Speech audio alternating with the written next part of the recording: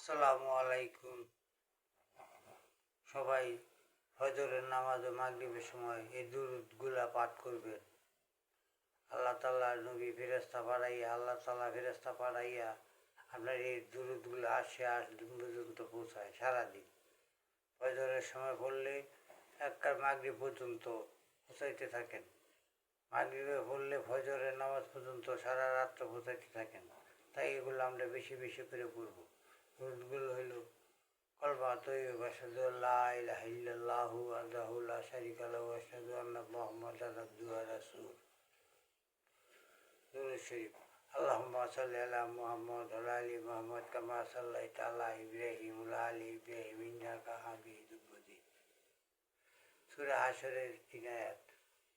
হুয়াল্লাহুল্লাযী লা ইলাহা ইল্লা হুয়াল আলিমুল গায়বি ওয়াশ শাহাদাতি ওয়া হুয়ার রাহমানুর রহিম। হুয়াল্লাহুল্লাযী লা ইলাহা ইল্লা হুয়াল মালিকুল কুদ্দুসুস সালামুল মুমিনুল মুহাইমিনুল আজিজুল জব্বারুল মুতাকাব্বির সুবহানাল্লাহি আম্মা ইয়াশরিকুন।